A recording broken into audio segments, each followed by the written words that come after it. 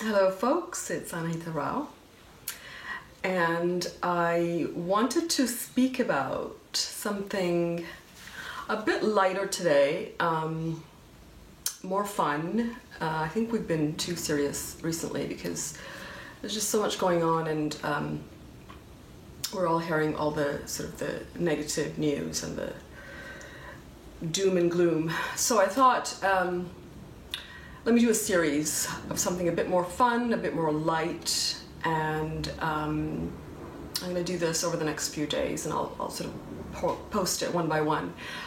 So what I'm going to do is I'm going to go through each nakshatra, all 27 of them, and I'm going to talk about compatibility for each of them. Yeah.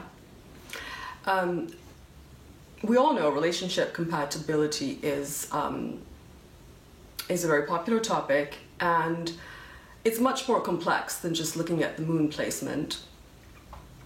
But the moon placement, and more importantly the nakshatra placement of the moon, is the key to understanding compatibility. So first I'm going to just talk a little bit about what is a nakshatra for those who are new to Vedic astrology. The heart of Vedic astrology is in fact nakshatras.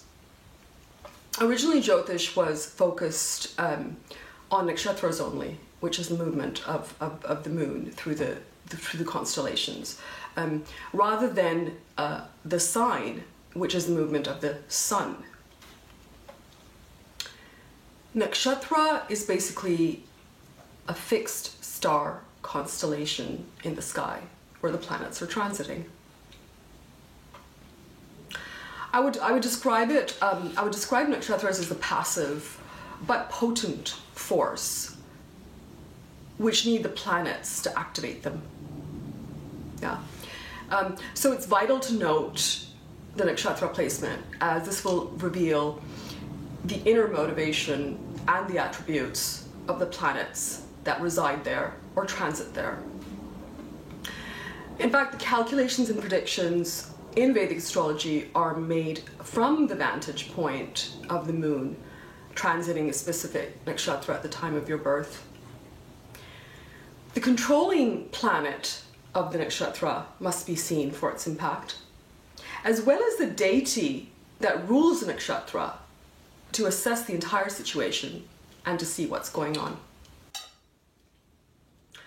Okay, so back to the topic at hand.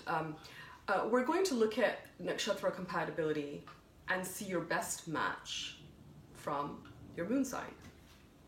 If you don't know where your moon was situated when you were born, then you can go to the chart calculator on my website, which is there for free, and you can plug in your details. It should pop up with your moon's nakshatra. Remember, this is the sidereal system, so it may place your moon in a different sign altogether from the tropical or the western placement. And for those who are watching all of the nakshatra videos, please note that this little intro will be repeated in all of the videos. Yeah, one more final thing I wanted to say about compatibility is that when it comes to looking for a match, this is just sort of a common sense thing, I guess, but it's very important. Please see goodness where it lies, rather than hoping for goodness where it does not exist. Yeah. We're all guilty of being with people that are not good to us or for us, in the hopes that they will be someday. So just don't get caught up in that illusion. Yeah.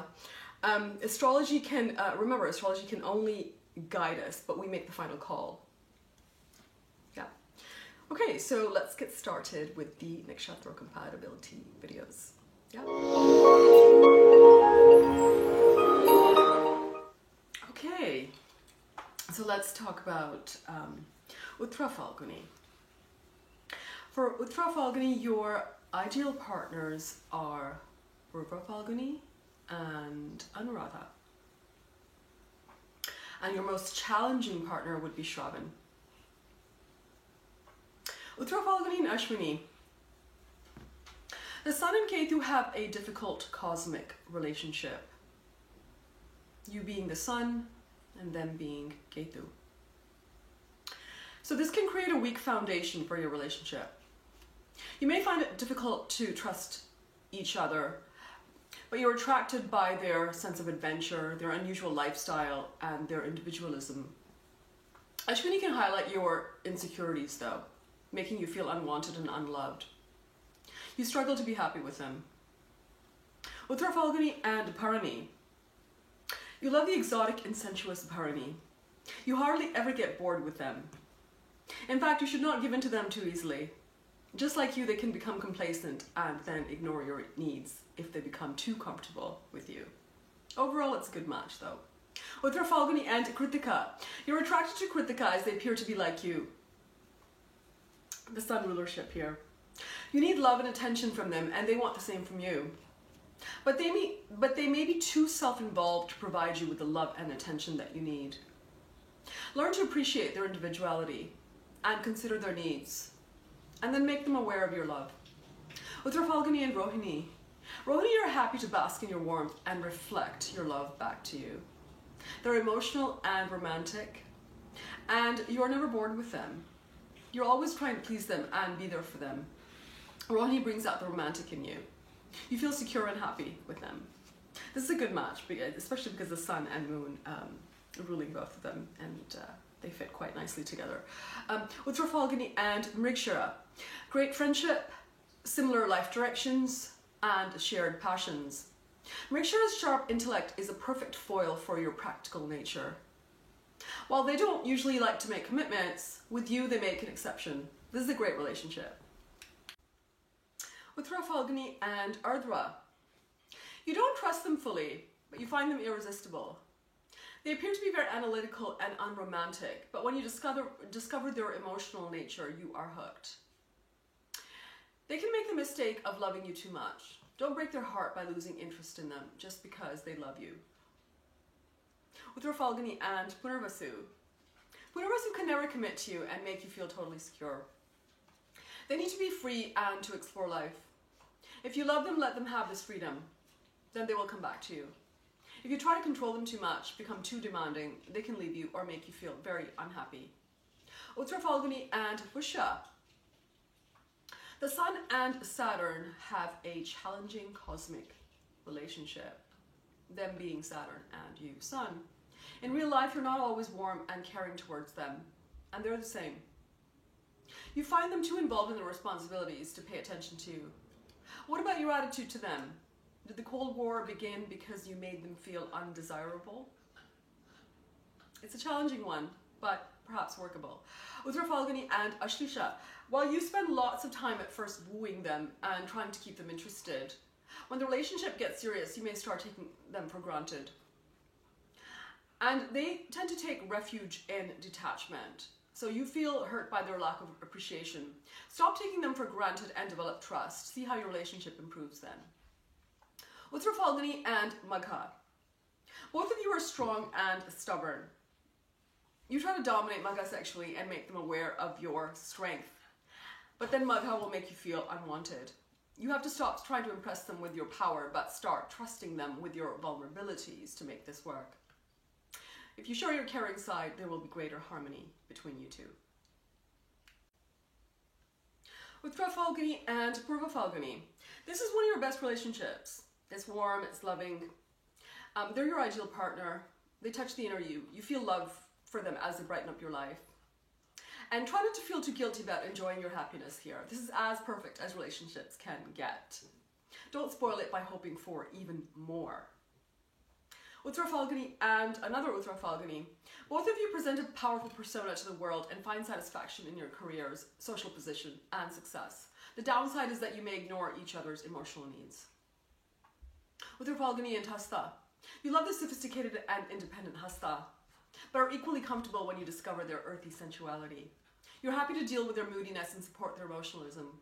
Learn to bring excitement into your life and avoid being overly critical of them. Uttara Phalguni and Chitra. This is your worst sexual partner. You can find them domineering and difficult to deal with. Don't allow your dissatisfaction to show too often, because they can move on without a backward glance, and you can feel hurt. With Trafalgar and Swati, there's fascination that transcends initial distrust. You start knowing the real Swati. This relationship works because Swati always appears slightly mysterious to you. You never feel you know them fully, and this keeps you interested, as you're always hoping to unravel their mystique. With Trafalgar and Vishaka, the nakshatra rulers, the Sun and Jupiter, are good friends, and so your friendship here is lifeblood of the relationship. There's many challenges though.